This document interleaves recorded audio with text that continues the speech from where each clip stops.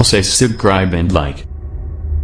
Alhamdulillah, alhamdulillahilladzi ja'ala syahr Ramadan alladzi unzila fihi al-Qur'an hudal linnas wa bayyana minal huda wal furqan. Asyhadu an la ilaha illallah wahdahu la syarika lah wa asyhadu anna Muhammadan abduhu wa rasuluh. Allahumma shalli wa sallim ala Muhammad wa ala alihi wa sahbihi ajma'in. Amma ba'du fa ya ayyuhal hadirun al-kiram, usikum wa iyaya bitaqwallah faqad fazal muttaqun. Qala Allah Ta'ala fil Qur'anil Karim, na'udzu billahi as-sami'il 'alim minasy syaithanir rajim. Bismillahirrahmanirrahim. Ya ayyuhan nas kulu mimma fil ardi halalan thayyiban wa la tattabi'u khutuwati syaitan innahu lakum aduwwun mubin. Qala Rasulullah sallallahu alaihi wasallam, innal halalal bayyin wa innal haramal bayyin wa ma bainahuma mutasabihat la ya'lamuhunna katsiran minan nas. Shadaqallahul azim wa sanabiyul karim. Bapak-bapak, saudara-saudara, sidang Jumat rahimakumullah, Jumat yang terhormat. Setelah kita menyampaikan pujian kita kepada Allah Subhanahu wa Ta'ala, dan kita lanjutkan dengan berselawat kepada baginda Rasul. Selanjutnya kami selaku khatib pada hari ini mengajak kepada kita semua, khusus kepada diri kami sendiri, untuk senantiasa meningkatkan ketakwaan kita kepada Allah Subhanahu wa Ta'ala. Takwa yang dapat kita artikan dengan menjalankan titah dan perintahnya dan menjauhi semua apa yang menjadi larangannya. Dan pun salah satu jalan, salah satu upaya kita mencapai derajat takwa itu adalah kita dapat mengendalikan masalah makanan. Maka itu tema atau judul khutbah kami pada hari ini adalah pengendalian kita makan. Bapak-bapak, saudara-saudara, sidang Jumat rahimakumullah, jemaah Jumat yang terhormat. Salah satu larangan puasa itu adalah makan ataupun minum. Dan larangan ini tentunya berlaku dari terbit fajar sampai terbenam matahari. Rahimakumullah, apabila kita lihat dari dua hal itu, pertama adalah larangan untuk makan. Yang kedua, ada rentang waktu yang harus kita jaga. Rahimakumullah, kalau demikian apa yang perlu dijaga? Yang perlu dijaga adalah berkaitan dengan makanan yang kita makan. Rahimakumullah, apabila kita berbicara tentang menjaga makanan, apa yang perlu dijaga? Yang perlu dijaga adalah bagaimana cara kita mendapatkan dan cara kita mengkonsumsinya. Mengapa kita harus mengendalikan makan ini? Makanya Allah sudah memberikan kepada kita satu kewajiban yang harus kita laksanakan, yakni melaksanakan puasa.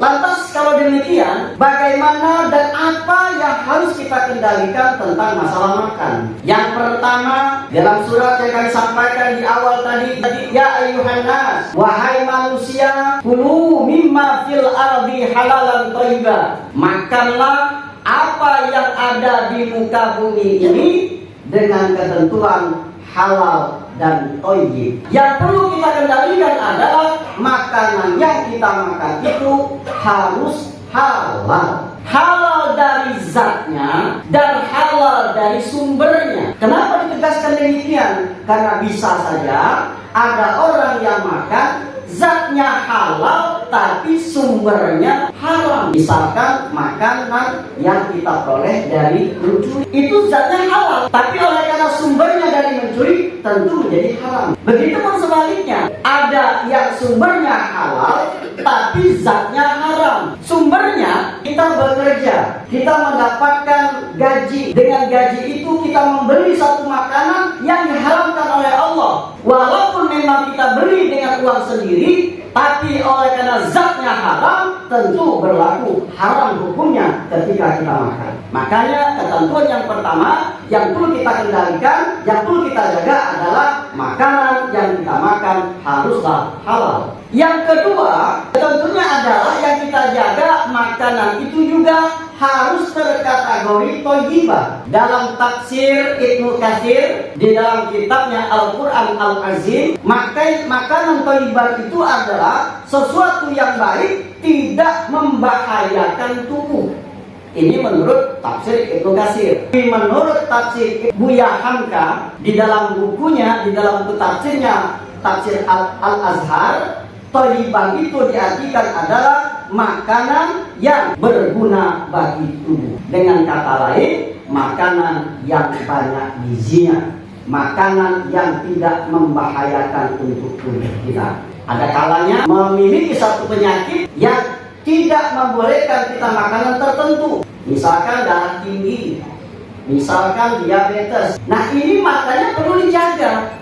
Jangan sampai makanan yang kita konsumsi itu berdampak buruk bagi kita. Bayangkan kalau ada orang yang sakit tinggi, misalkan mengkonsumsi daging kambing ataupun makan durian dan sebagainya. Ini namanya tidak baik untuk dirinya. Makanya ini juga perlu dijaga. Selain daripada halal dan juga harus thayyib, baik untuk tubuhnya. Yang ketiga, hadirin yang perlu dijaga adalah bersih. Bersih artinya apa? Secara fisik ataupun secara non-fisik. Secara fisik ini dapat kita lihat ketika misal kita membeli ikan, tidak mungkin ikan itu langsung kita makan. Tentunya ikan itu harus dicuci, harus dibersihkan, harus dibuang apa-apa yang perlu dibuang, dan kemudian dimasak dan menjadi higienis. Dan mudah-mudahan inilah yang akan menjamin kebersihan dari apa yang kita makan. Kemudian yang keempat adalah ini yang perlu juga kita waktu benar, yakni jangan makan berlebih-lebihan. Hendaklah kamu makan wala tusrifu, dan jangan engkau makan secara berlebih-lebihan. Dari hal mana bisa dia berlebih-lebihan itu?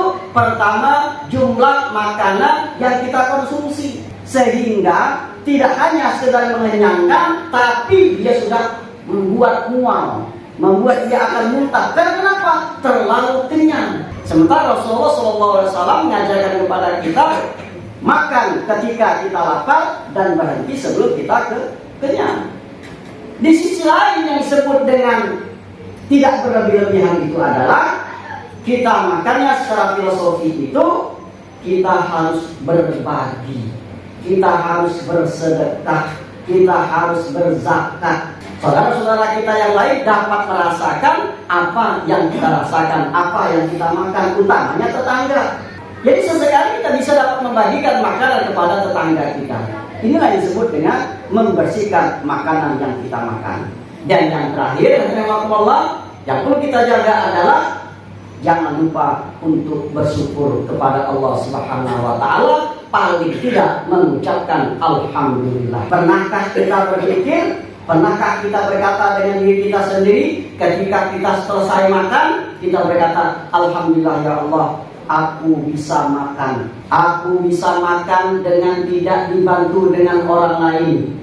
Aku makan tidak dibantu dengan alat. Ini adalah sesuatu nikmat yang barangkali kita lupakan, kita tidak syukuri. Mana lagi ketika kita makan, kita merasa menjadi sehat, kita menjadi kuat, dan tentunya makanan yang kita konsumsi itu akan membuat terasa nikmat di dalam tubuh. Nah, demikianlah yang kami sampaikan. Mudah-mudahan melalui renungan Ramadan kita pada tahun ini